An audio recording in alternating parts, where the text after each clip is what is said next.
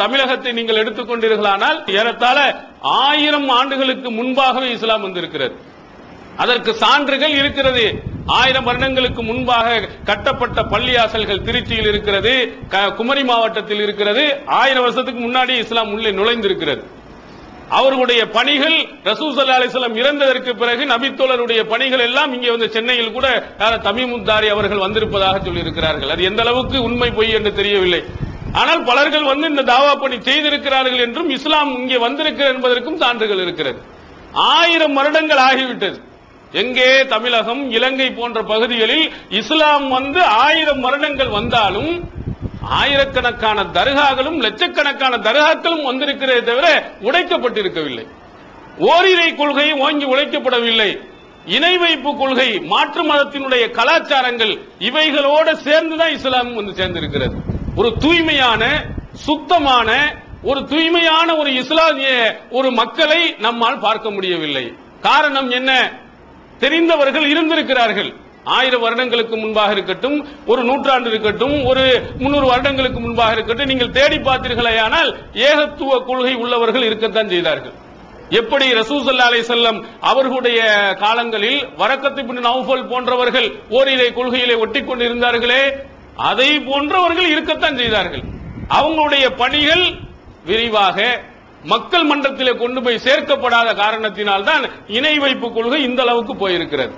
அப்ப அந்த நிலையை நாம் உருவாக்கிவிடக் கூடாது. இங்கேயும் இலங்கையிலும் இருக்கிறது, அதே போன்று தமிழகத்திலும் இருக்கிறது, மற்ற பகுதிகளிலும் தௌஹீத் இருந்தாலும் அந்த பணியை ஒரு குறிப்பிட்ட காலத்தோடு விட்டுவிட்டால், குறிப்பிட்ட பகுதியோடு நாம் விட்டுவிட்டால், பிரச்சனைகள் வருகிறது என்று அதை தள்ளி வைத்து விட்டோம் என்று சொன்னால் இதே நிலைமை இணை வைப்பு. நம்ம எப்படி தௌஹீத் நம்ம சொல்லிக் கொண்டிருக்கோம், காபத்துல்லா என்ற ஆலயம் எப்படி ஓரிரை கொள்கைக்காக உருவாக்கப்பட்டதோ அதே மாதிரி அல்லாஹ் காப்பாற்ற வேண்டும். நம்ம மாதிரி மர்கசுகள் எல்லாம் சிறுக்கு கேந்திரமாக கூட ஆயிரலாம். இங்கேயோட ஒரு தர்காக்களை கூட கட்டிவிடலாம். எப்போது நாம் ஒழுங்கான பணிகள் செய்யாமல் இருந்தால், நம்ம குடும்பத்தினர்கள் நமக்கு கூட தர்காவை கட்டி வைத்து விடலாம். ஏன் நம்ம குடும்பத்தினருக்கு சொல்லாமல் இருக்கும் பொழுது? அப்ப நாம் முதலாவது செய்ய வேண்டிய பணிகள் நம்முடைய குடும்பத்தில் இருந்து நீங்கள் இந்த தாவா பணியை துவக்குங்கள். அல்லாஹ் கூட அப்படித்தான் அல்லாஹ்வின் தூதர் அவர்களுக்கு சொல்கிறார். அந்திர் அஷீரத்தக்கல் அக்ரபீன், உம்முடைய நெருங்கிய உறவினர்களுக்கு எச்சரிக்கை செய்யும்.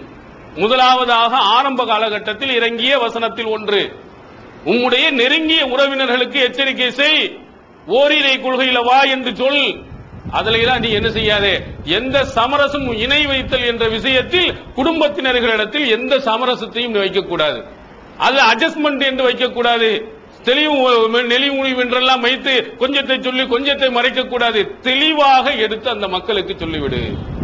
ஆரம்ப காலகட்டத்தில் இறங்கிய இந்த வசனம் ரசூலுல்லாஹி ஸல்லல்லாஹு அலைஹி வஸல்லம் அவர்கள் தன்னுடைய குடும்பத்தினர்கள் எல்லாத்தையும் கூப்பிட்டாங்க. அப்துல் மனாப் கூட்டத்தினர்களை கூப்பிட்டாங்க, அப்துல் முத்தலிபை கூப்பிட்டார்கள், அப்பாஸ் பின் அப்துல் முத்தலிப் அவர்கள் கூப்பிட்டார்கள், அவங்களுடைய மாமி சஃபியாவை கூப்பிட்டார்கள், தன்னுடைய மகள் பாத்திமாவை கூப்பிட்டார்கள். எல்லாரும் கூப்பிட்டு எச்சரிக்கையா இருந்துக்கிறீங்க. மறுமை நாள் அந்த நரக நெருப்பை நீங்கள் பயந்து கொள்ளுங்கள், நீங்கள் அல்லாஹ்விடத்தில் இருந்து தப்பிப்பதற்குரிய அந்த வழியை நீங்கள் எடுத்துக் கொள்ளுங்கள் என்று அவர்கள் அழைத்து ஆரம்ப கட்டத்திலே பிரச்சாரம் தன்னுடைய குடும்பத்தினர்களுக்கு எடுத்து சொன்ன செய்தியை சஹீஹ் புகாரியில் பார்க்கிறோம். முதலில் அல்லாஹ் சொல்லுகிறான், உன்னுடைய குடும்பத்தினர்கள், உனக்கு தெரிந்தவர்கள், உறவினர்கள், இவர்களுக்கு சொல்லுங்கள்.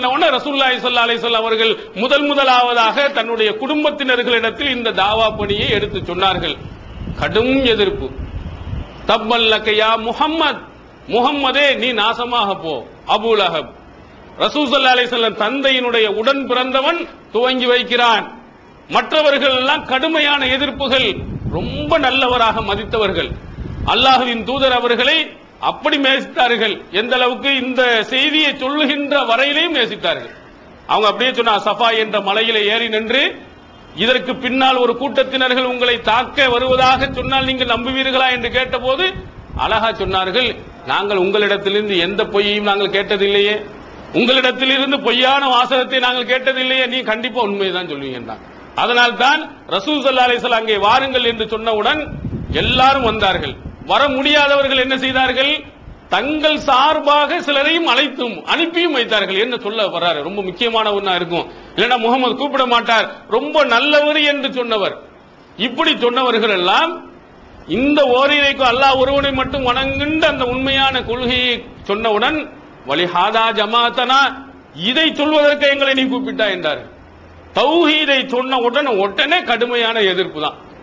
சரியான பயங்கரமான மோசமான வார்த்தைகள் அல்லாஹ்வின் தூதர் அவர்களுக்கு போடுகிறார். சொந்தத்திலே சொல்லும் பொழுது இவைகள் எல்லாம் மறத்தான் செய்யும். இதற்காக வேண்டி நீங்கள் என்ன செய்து விடார்கள், ஓரமாக உட்கார்ந்து விடாதீர்கள். இதன் காரணத்தினால் குடும்பத்தில் எதிர்ப்பு வருகிறது என்று இந்த தாவா பணியை நீங்கள் விட்டு விடாதீர்கள். குடும்பத்தினர் உள்ளவர்களுக்கு சொல்லிக்கிட்டே இருங்க. சிலர்கள் என்ன சொல்லுகிறார்கள், குடும்பத்தை முதல்ல நீ திருத்து, அப்புறமால வெளியே போண்டு. அப்படி இஸ்லாம் சொல்லவே இல்லை. சொல்லத்தான் சொல்லி இருக்கிறது. திருத்தக்கூடிய, திருத்தி எடுத்து கொண்டு போய் இதுல சொர்க்கத்தில் கொண்டு போய் விடக்கூடிய அந்த அதிகாரமோ அதற்குரிய ஆற்றல் அல்ல நமக்கு கொடுக்கல. சொல்றது மட்டும்தான் நமக்கு கடமை. அவங்களுக்கு சொல்லாமல் இருந்தால் குற்றம். அவங்களுடைய உள்ளத்தை புரட்டி அப்படி இங்க கொண்டு வரக்கூடிய ஆற்றல் அல்லாஹ்வின் தூதருக்கு கூட கிடையாது. அல்லாஹ் சொல்ற இன்னக லா தஹதி மன் அஹ்பப்த வலாக்கின்னல்லாஹ் யஹ்தி மய்யஷா. நபியே, நீர் நாடியவர்களுக்கெல்லாம் நேர்வழியில கொண்டு போய் செலுத்தி விட முடியாது. நான் யாரை நாடுகிறேன்னா அவனை தான் கொண்டு போய் சேர்ப்பேன். ஆனா உன்னுடைய பணி என்ன, எடுத்து சொல்வதுதான். நீ மக்கள்கிட்ட போய் எடுத்து சொல்லு போதும். அவங்கள வருவதற்கு எவ்வளவு முயற்சி செய்யுமோ அதை செய்யும்.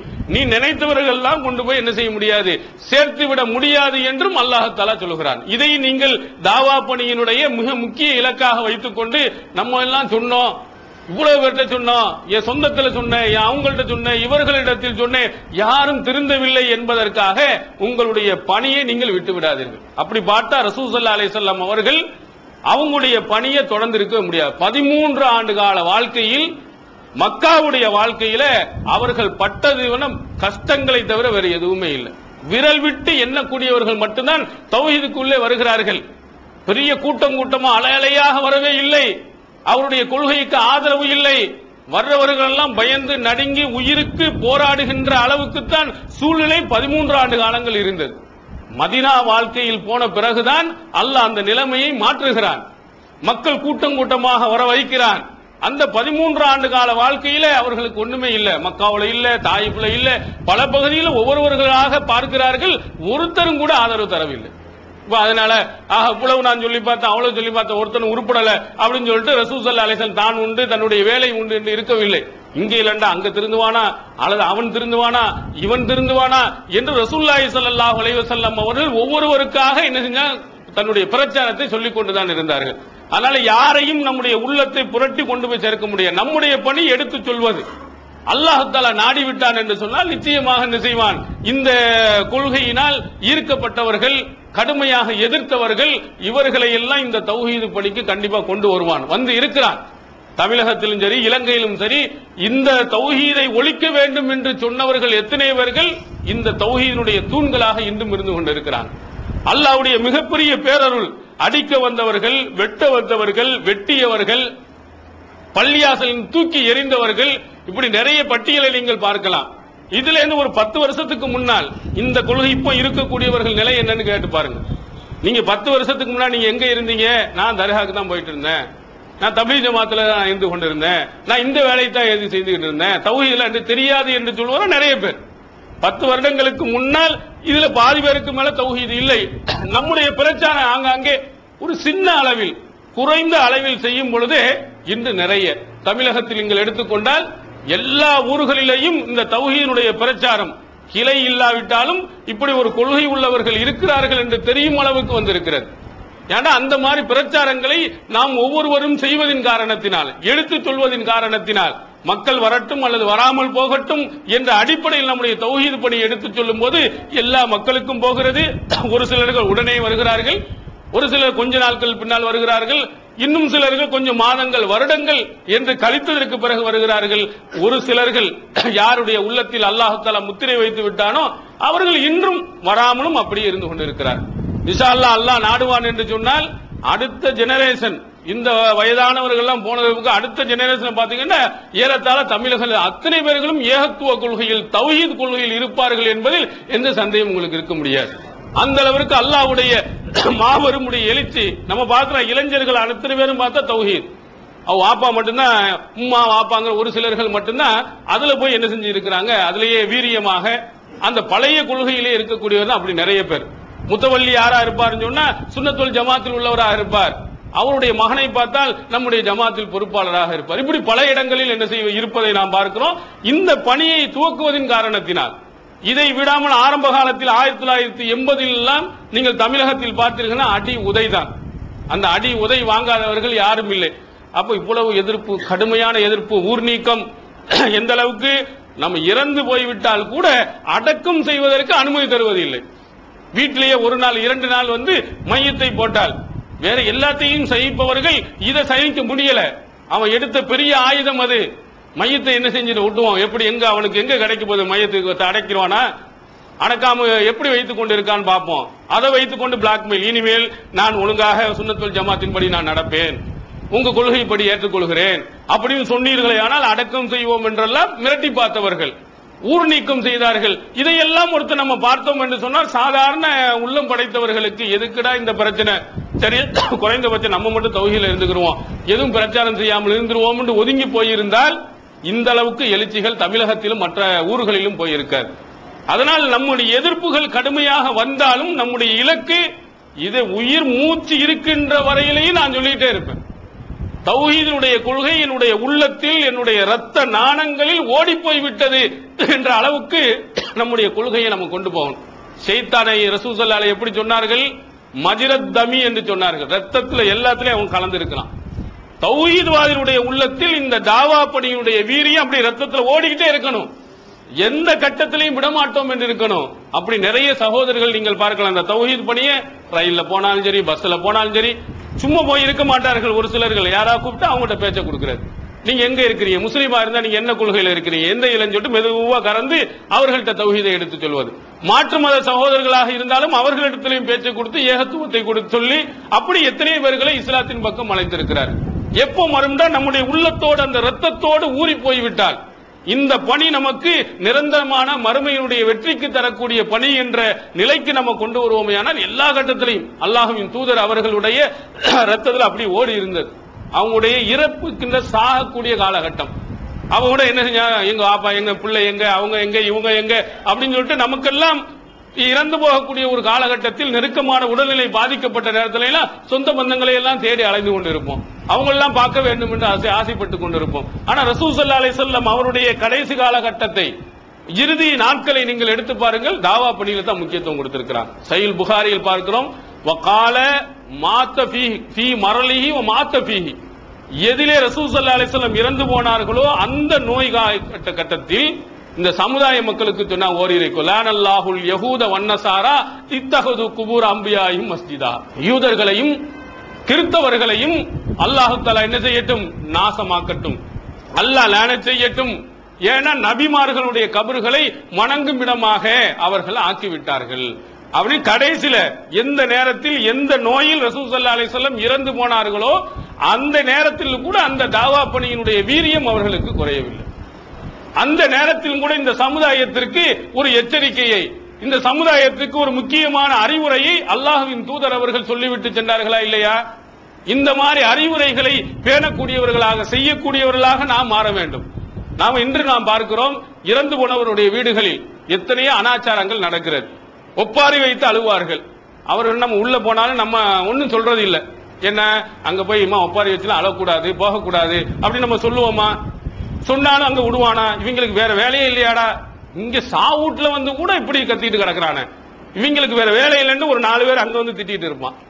நம்மளும் என்ன சாவர வீட்டுல போயிட்டு எதுக்கு நம்ம இருப்போம்? ஆனா அல்லாஹ்வின் தூதர் அவர்கள் அதை பார்த்தது இல்லை. ஓரிரை கொள்கையை தவறு எங்கு நடந்தாலும் அங்கே சுட்டிக்காட்டி மக்களை திருத்த வேண்டும். அப்படி திருத்துகின்ற பொழுது ஒரு சிலர்கள் நம்மளை ஏசத்தான் செய்வாங்க.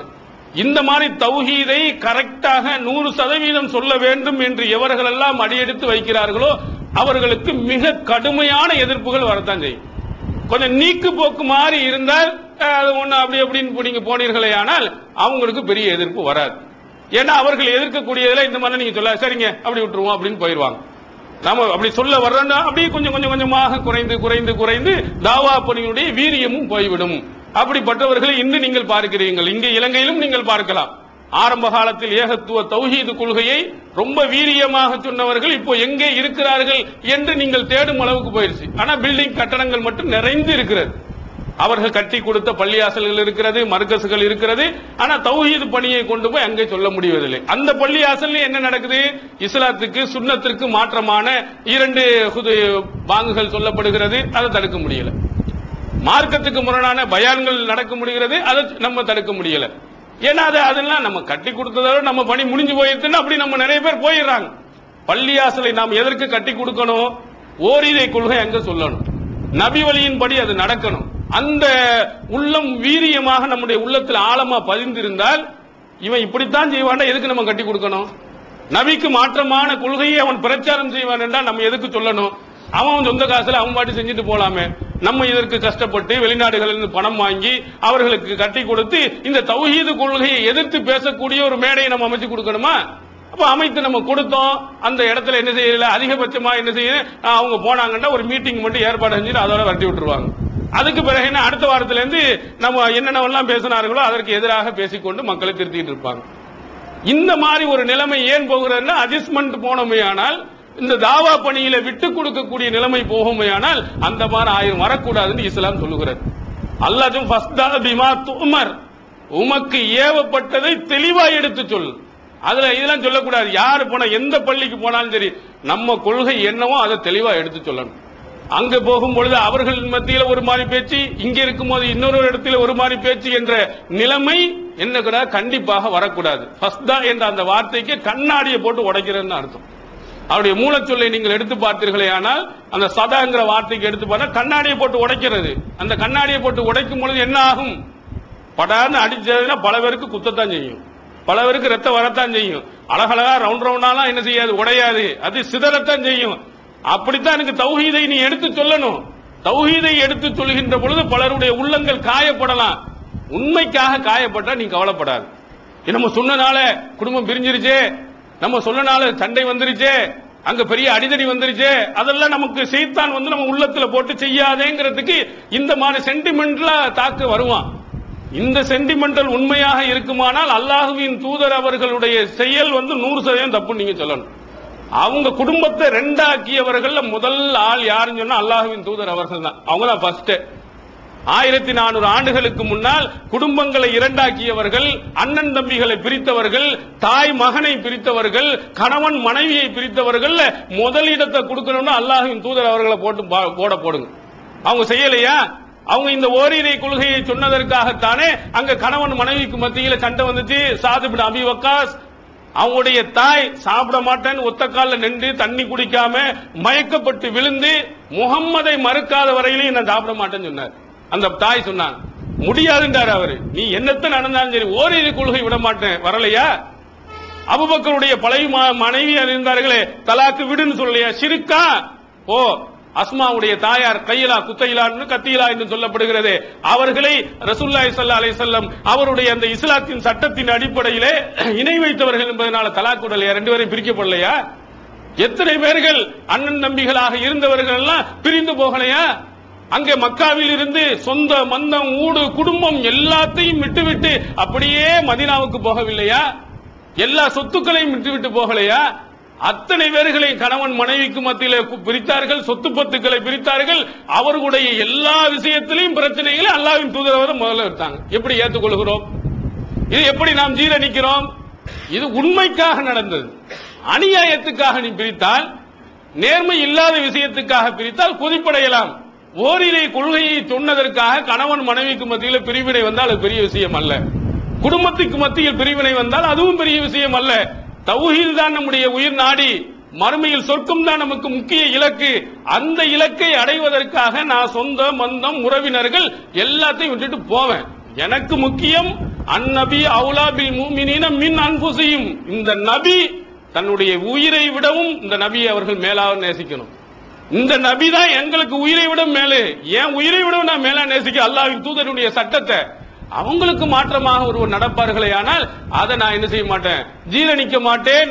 அதை எடுத்து சொல்லுவேன். அதற்காக எந்த பிரிவினை வந்தாலும் ஏற்றுக்கொள்வேன் என்ற நிலையை நீங்கள் மனதிலே வைத்துக் கொண்டீர்களானால் இந்த தாவா பிரிவினுடைய இலக்கை நீங்கள் கொண்டு போய் கண்டிப்பாக கொண்டு போய் சேர்க்கலாம்.